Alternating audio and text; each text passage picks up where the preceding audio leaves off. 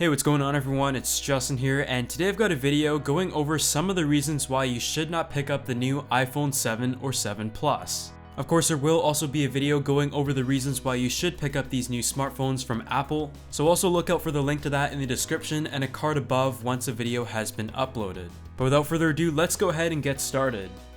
The first and most obvious reason is that Apple has officially removed the headphone jack from their smartphone. Of course, this is a very early stage in the process, and there is only one other phone right now that does not have a headphone jack, and for me, it was a huge hassle. You'll now either have to purchase a set of Lightning compatible headphones or use the adapter that Apple has included to convert it into a 3.5mm headphone jack. In addition to that, you will have to purchase a separate adapter from Belkin, for example, if you would like to charge and listen to your music at the same time. The second reason why you shouldn't get an iPhone 7 is the new home button. It is no longer a physical button, but instead it is a taptic response similar to the Force Touch found on the MacBooks. Although there are some benefits such as customization and just the way it feels for some people, it does have more drawbacks in my opinion than the benefits. The main reason is that it requires direct contact with the skin for the press to register, so for example, if your fingers are dirty and you just want to press the home button and check the time on your phone, you can't really just use the edge of your fingernail to press the home button, you need to physically press on the button with your finger. In addition to that, it's also been reported that you cannot use gloves with this button. Of course, with the Taptic engine, it also takes up more space in the smartphone, so that could have been space that was used either to keep the headphone jack or a larger battery. Of course, Apple wants to try new things, and I don't blame them for that, but I just don't see any solid reasons as to why this button had to be changed. Being the iPhone 7 in what was supposed to be a redesigned year, people probably expected that Apple was going to redesign the smartphone. Don't get me wrong, the iPhone 6 and 6S were beautiful phones, but aside from an antenna band change, there really isn't anything to distinguish the design in any way. So for people coming from the 6 or 6S, it's going to feel like the same phone for the most part. People consider the smartphone the 6SS, and being the 10th anniversary of the iPhone next year, if you're looking for a redesign, you're most likely going to have to wait another year. But with Apple bumping up the minimum storage of the 6S from 16 to 32 gigabytes, it's going to make it very hard to justify for many. The iPhone 7 has a 1334 by 750 resolution display, while the iPhone 7 Plus has a full HD display.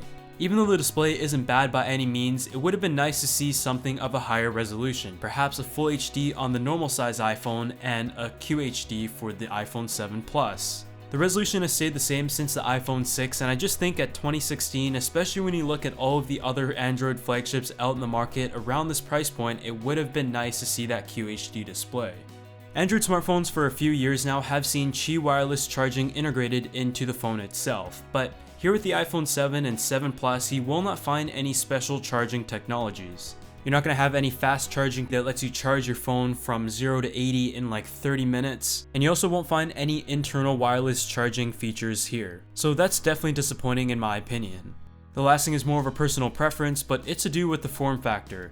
The iPhone 7 has a 4.7-inch display, while the 7 Plus has a 5.5-inch display.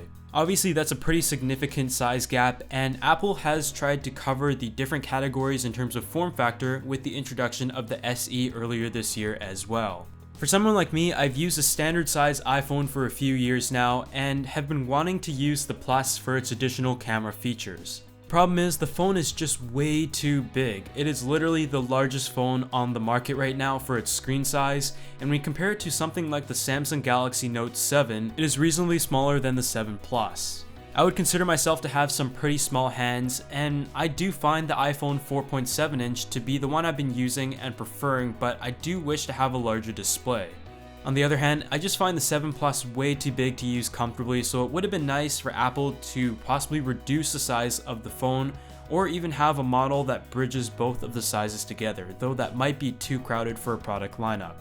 But other than that, this has just been my reasons as to why you shouldn't get the iPhone 7 or 7 Plus. Be sure to leave your comments down below if you have any more to add, but there's also some obvious things such as the price and the fact that the phone in general doesn't have many major changes to justify the purchase for a normal person.